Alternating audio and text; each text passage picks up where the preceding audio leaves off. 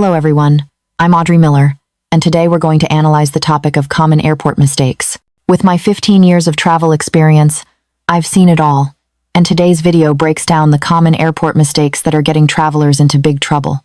Avoid these. The first big mistake travelers make is waiting to check in at the airport instead of doing it online. You can check in online starting 24 hours before your flight. Get your digital boarding pass and head straight to security. No check-in lines, no extra stress. But if you skip online check-in, you're setting yourself up for disaster. That's because there are strict automated check-in cutoff times. For international flights, it's usually 1 hour before departure. For domestic, typically 45 minutes. And here's the brutal part. Even if you've been waiting in line forever, once that cutoff time hits, agents are locked out of the system. They literally cannot check you in. Even if they want to help, they can't. But wait, it gets worse. United Airlines recently changed their domestic check-in cutoff from 30 minutes to 45 minutes without much notice. So, if you were used to the old rule and showed up 35 minutes early, you're out of luck. And here's an even sneakier problem that I continuously see catching travelers off guard. If you show up at the counter with a carry-on suitcase, the agent might decide to measure it. And if it's even slightly oversized by half an inch, they can force you to check it. That means that you'll have no access to it during the flight, and there's also the risk that the airline is going to lose it, or it ends up being delayed on arrival at your destination. And some US airlines like Frontier even give agents commissions for catching oversized bags. That means that agents at the check-in counter, and also at the gate, are being incentivized to flag your carry-on for being even just a tiny bit oversized. As every time they do, they are going to get paid for it. You are also going to have to pay to then check your carry-on in. But if you already checked in online, you can skip the counter completely. Checking in online doesn't just save time, it protects you from missing your flight, from hidden fees, and from unnecessary headaches at the airport. Let us know down in the video comments if you have ever missed a flight or had a close call due to missing a check-in time. I definitely have. So, you've avoided mistake number 1 by checking in online.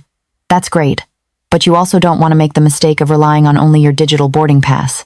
You should absolutely have your boarding pass in the Airlines app, but take one extra moment to print a backup, either at home or for free at an airport kiosk. I learned this the hard way when my iPhone decided to do a random update right as I was boarding a flight from Chicago to Los Angeles. Luckily, I had a printed backup, which meant I could still board with my zone number instead of stepping out of line, waiting for my phone to reboot, and becoming the last person on the plane. Having both a printed and a digital boarding pass means you are prepared regardless of what technology decides to fail you. The third mistake is posting your boarding pass on social media. This one makes me cringe every time I see it. You're excited about your trip, so you post a photo of your boarding pass, maybe even blurring out your name, thinking that's enough. But here's the problem. That barcode can be scanned to access your full name, frequent flyer number, and itinerary. Scammers love this stuff. On top of that, any post showing you're traveling is basically announcing to the world that your home is empty. It's no surprise that criminals monitor social media for this type of information. Sometimes we make it too easy for them. The fourth mistake is not having your liquids properly organized for security. The TSA 311 rule is still very much a thing in the US.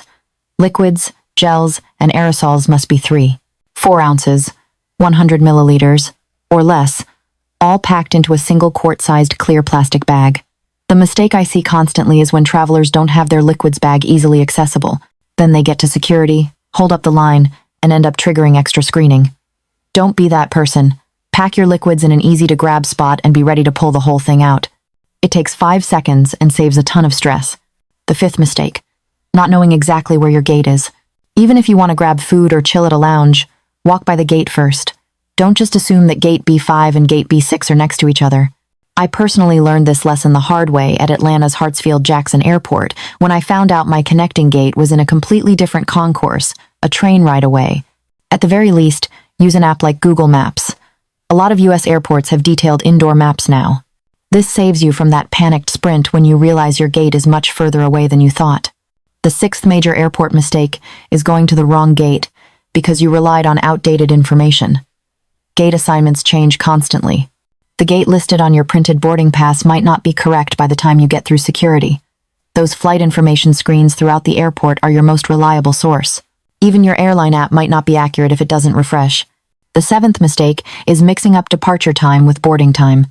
If your flight departs at 7:30 and you stroll up to your gate at 7:15, you've probably already missed the flight. Domestic flights usually board 30 to 40 minutes before departure and close the gate 15 minutes before. International flights can start boarding an hour before. If the gate doors are closed, no amount of begging will get them reopened. Here's my tip. Set an alarm. I set mine for 1 hour before departure on domestic flights and 90 minutes before international. That way, I won't miss boarding. The eighth major airport mistake is not condensing down to the airline's 2-item limit. Most economy tickets in the US have a 2-item limit, 1 carry-on suitcase and 1 personal item. The mistake I see constantly is travelers trying to board with a 3rd item. For example, you're wearing a crossbody bag, your personal item, but you also have a backpack, plus your carry-on suitcase. That's 3 items, and you will get called out. Keep any smaller purse or bag inside your larger personal item while you board. Remember that airlines also have strict dimensions for both carry-on and personal items. And to add to the confusion, some ticket types are even more restrictive. United's basic economy, for example, only allows 1 personal item, no carry-on suitcase whatsoever. Pay close attention to your specific ticket type and airline baggage allowance before you pack. Another mistake that can get people kicked off flights is wearing the wrong outfit. Earlier this year, a woman was denied boarding on a Spirit Airlines flight because her shorts were considered too short. Spirit has since updated its dress code to explicitly ban boarding for passengers who are inadequately clothed. And Spirit isn't alone. United, Delta, and others have tightened their dress codes. If staff think your outfit is inappropriate, you can be denied boarding, and you won't get a refund. Another major airport mistake is not knowing your boarding zone and trying to board before you are supposed to. Airlines are getting serious about enforcing boarding zones to fight gate lice, the term for passengers who crowd the gate before their zone has been called. Some airlines, like American Airlines, have installed automated scanners that will reject your boarding pass with a loud beep if you try to board early. It's embarrassing. But beyond that, if you miss your boarding group, you'll board late, and there may not be any overhead bin space left for your carry-on. Your boarding zone is printed right on your boarding pass. Wait for your zone to be called to avoid the embarrassment and delays. The good news is that every one of these mistakes is completely avoidable. I'll put a video on the screen now with some additional tips that can save you time and money. Don't forget to hit subscribe to my channel, Audrey Miller, for more travel videos each week. And if you enjoy these videos, you will definitely love my weekly newsletter. Thanks for watching, happy travels, and I will see you in the next video soon. Bye.